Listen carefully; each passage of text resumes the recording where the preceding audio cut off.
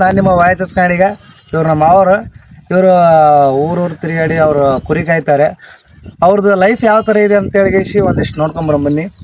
ಮಾಮ, ಈಗ ಹೆಂಗೆ ಮಳೆಗಾಲದಾಗ ಕುರಿ ಹೆಂಗೆ ಕಾಯ್ತೀರಿ? ಊಟ ಹೆಂಗೆ, ನೀರು ಹೆಂಗೆ? ಊಟ ಊರಾಗಿದ್ರೆ ಮನೆ ತರಬೇಕು.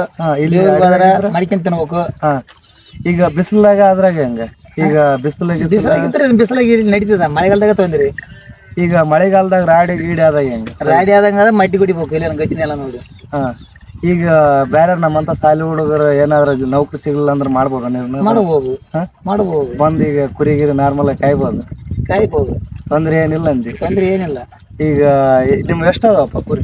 ನಮ್ಗೆ ಎಷ್ಟು ಒಂದು 70-80 ಅವ. 70-80. ಒಂದು ಕುರಿಗೆ ಏಟದ ರೇಟ್? ಅದೇ ಕುರಿ ಇದ್ದಂಗೆ ರೇಟ್.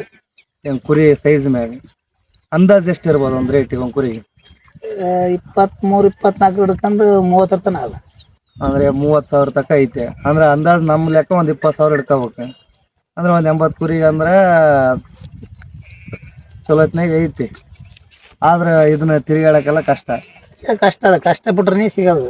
ಇದು ಬೇಲೂರಿಗೆ ಹೋದಾಗೆಲ್ಲ ಅಲ್ಲಿ ಮಂದಿ ಬೈಯೋದು ಅದು ಮಾಡೋದು, ಹೊಡಿತಾರ. ಎಲ್ಲ ಭಾಳ ಕಷ್ಟ ಅದ ಕೇಳಿದ್ರೆ. ನೋಡಿ ಫ್ರೆಂಡ್ಸ್, ಇವಾಗ ಬೇಲೂರಿಗೆ ಹೋದಾಗ ನಮ್ಮೂರಾಗ ಏನೋ ಒಂದು ಸ್ವಲ್ಪ ಹೇಳ್ಕೊಂಡು ತಿರುಗಾಡ್ಬೋದು. ಆದ್ರೆ ಬೇಲೂರಿಗೆ ಹೋದಂಥ ಸಂದರ್ಭದಾಗ ಹೆಂಗಾಗಿರುತ್ತಂದ್ರೆ ಅವ್ರಿಗೆ ಒಂದೊಂದು ಟೈಮ್ನಾಗ ಕೂಳು ಸಿಗ್ತಿರಲ್ಲ, ಆ ಥರ ಆಗಿರ್ತದೆ. ಅಂದ್ರೆ ಅವ್ರು ಏನು ಮಾಡೋಕ್ಕಾಗಲ್ಲ. ಕುರಿಗೆ ಒಂದು 20,000-30,000 ಅದಂತ ಕೇಸಿ ಹೆಸರಿಗಷ್ಟೇ. ಅದರಿಂದ ಭಾಳ ಕಷ್ಟ ಅದ. ಕೆಲವಿಷ್ಟು ಜನ ಕುರಿಕಾಯರ ಬಗ್ಗೆ ಕೀಳಾಗಿ ಮಾತಾಡ್ತಾರೆ. ಆದ್ರೆ ಇಲ್ಲೇ ಕೇಳ್ಬೋದು, ಬರೀ ಒಂದು ಕುರಿಗೆ 20,000 ಐತಂತ. ಅವ್ರದ್ದೇನಿಲ್ಲ ಅಂದ್ರೆ 80 ಕುರಿ ಅದಾವ. ಲೆಕ್ಕ ಮಾಡ್ರಿ ನೀವು ಎಷ್ಟಾಗುತ್ತಂತ. ಆದ್ರೂ ಅವ್ರು ಸಿಂಪಲ್ ಆಗಿ ಈ ಥರ ಇದ್ದಾರೆ ನೋಡ್ರಿ. ಏನು ರಾಜ ಇದ್ದಂಗೆ ಅಂತೇನಿಲ್ಲ. ಒಂದು ಇದಕ್ಕೆ ನಮ್ಮ ಕಡೆ ಮುಡ್ಚೆಟ್ಟಂಗೆ ಅಂತಾರೆ. ಲುಂಗಿ ಸಿಂಪಲ್ ಆಗಿರೋ ವ್ಯಕ್ತಿ ತಿಳ್ಕೊರಿ.